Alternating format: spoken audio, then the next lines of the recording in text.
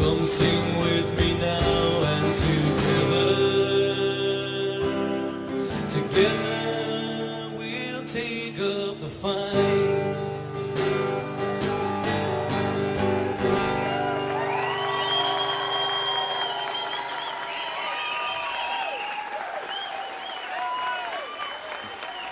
Run, Paul!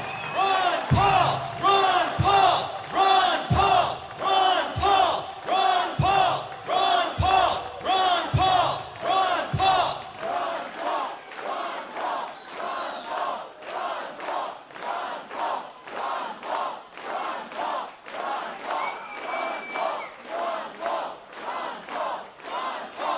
Run, Paul! Run, Paul! Run, Paul!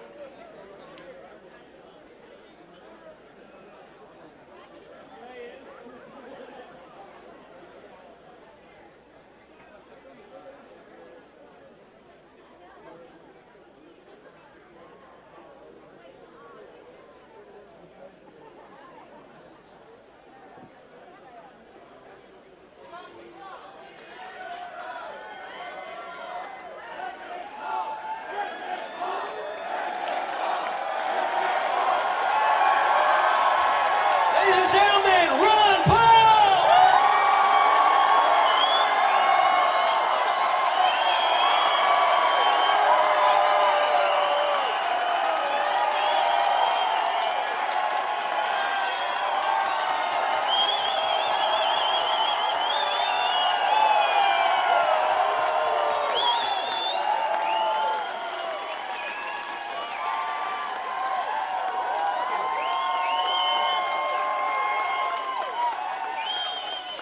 Thank you very much. Seems like you followed one bit of my advice. I always insist if you work hard and try to change the world, have some fun doing it. Yay!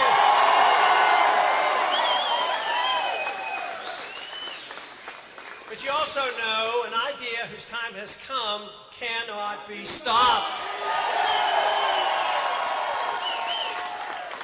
It can't be stopped by an army. It can't be stopped by the politicians. It can't be stopped by the government. It can't be stopped by Keynesianism. And it can't be stopped by the neocons.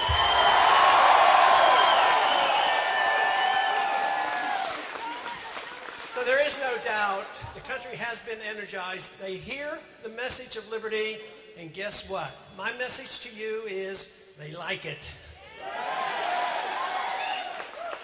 They like it, and they're ready, and there's still a lot of work to do. There's still a few people in Washington, D.C. that just don't hear the message. That's why they have to hear from us, and that's what they have been. So I'm delighted to come visit with an enthusiastic crowd. And there's every reason to be optimistic about what is happening, even though there's going to be some rough times. We're going to go through a bankruptcy, and we're going to go through some tough times. But the whole thing is, the answer to it is an idea. And the idea is the idea of liberty.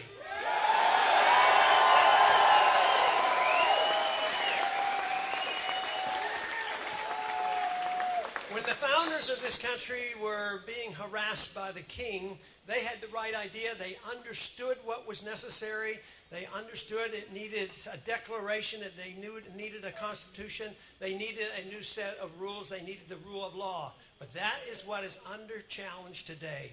The rule of law, to think that we have a government, a president, and the courts, and a Congress, and many of the people sitting on their hands and tolerating the idea that the president can use the military to arrest American citizens and even assassinate them. There's only one answer to that, and it is found in the idea and the concepts of individual liberty, the right to your ownership of your own life, and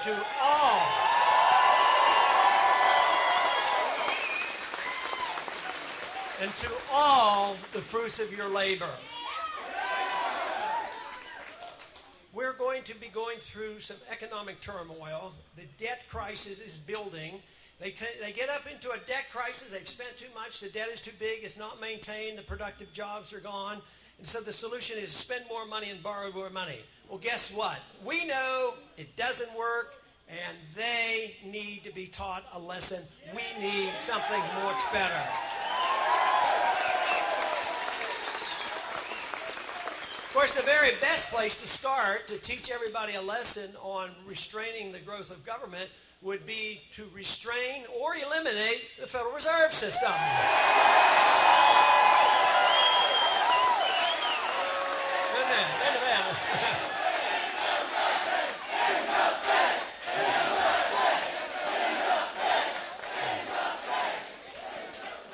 And it's a good example of what can be achieved.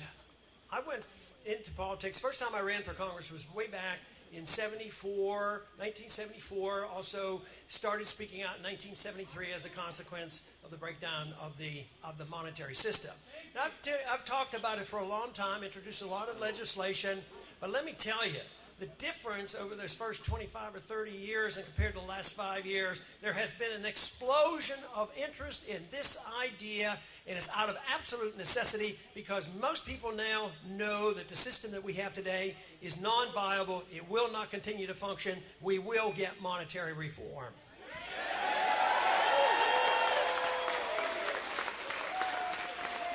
We have 80% of the American people now agree with us that at least we have to audit the Fed and find out what they're doing and who their buddies are and who they've been bailing out to the tune of trillions of dollars. That is a must, and it's becoming well known in Washington that there's a lot of you outside of Washington demanding this, and that is the reason that we have been promised that there will be a vote on auditing the Fed in July of this year on the House floor.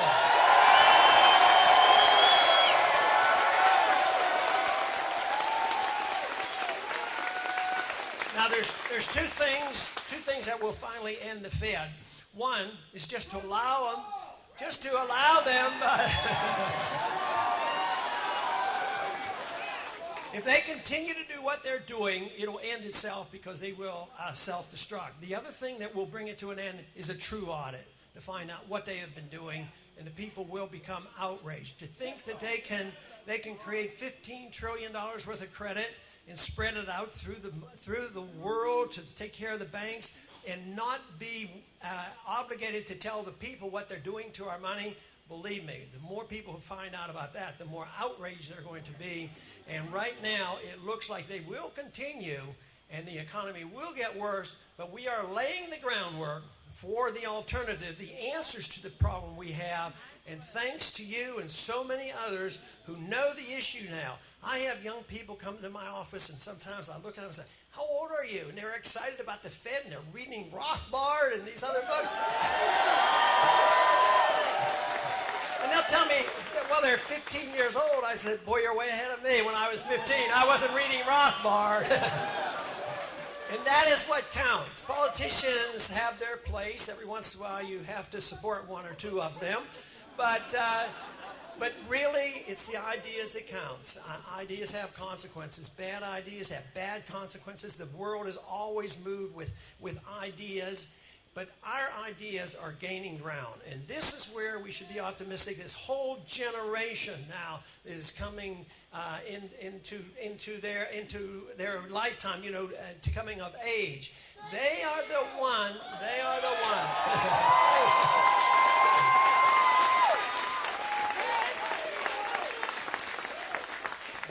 But in order to provide and preserve our freedoms, we have to look at it, the whole picture. It's a picture of what individual liberty means.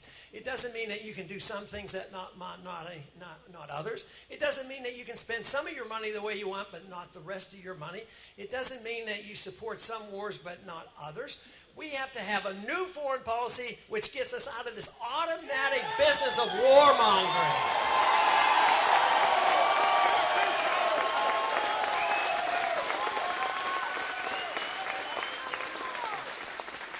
And that means we bring our troops home and have them spend their money here at home.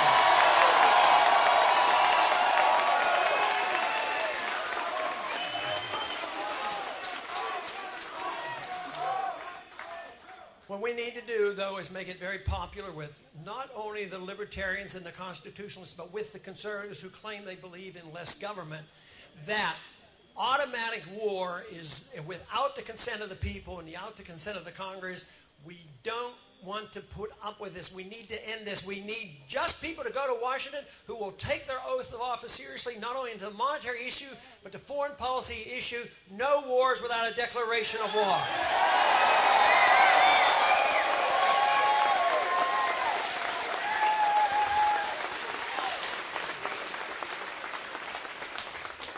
And no wars when they get the authority from the United Nations or NATO.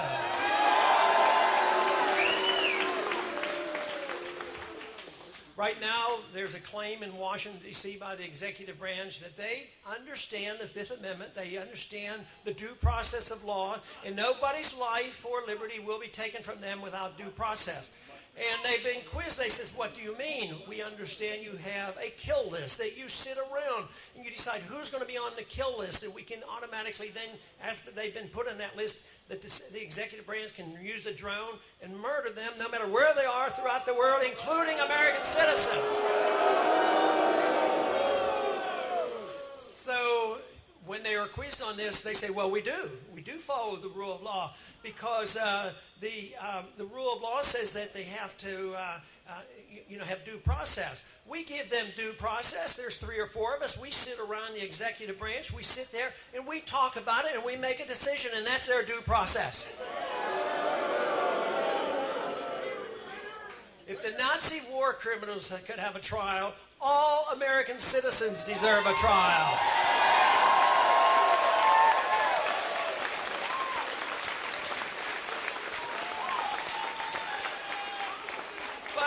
The nice part about this is we have a wonderful, wonderful answer to this, and that is the message of liberty. Because liberty is so wonderful that we don't have to decide how you're going to use your liberty. You can use it any way you want as long as you don't hurt anybody. So this means that the people who will come to support liberty will be diverse. They will want to use their liberty in various manners. Just think, in a religious sense, there will be some that will be very devout, some Christians, some Hindus, and some Muslims, but they'll come together because they want the freedom of religion. So you bring people together that are very diverse in their social behaviors and also their economic behaviors and their personal habits, and then it's not judgmental. The main rule is you can't hurt other people. You can't take their property. You have to fulfill your promises. There has to be contracts.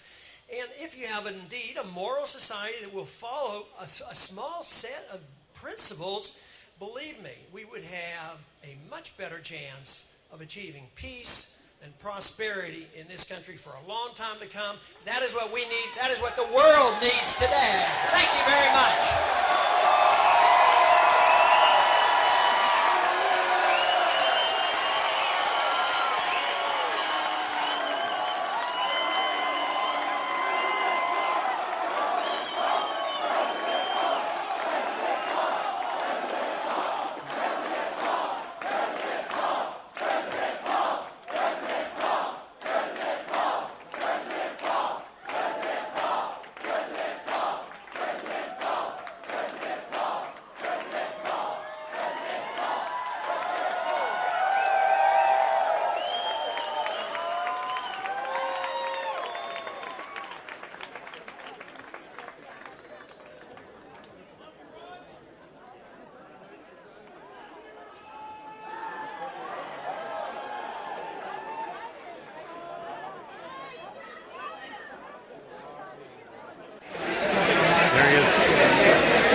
Bryan Malasesta with the American Radio Show. We are broadcasting this live and have been broadcasting this live since Jordan took the stage. Thank you, American Joe Apparel.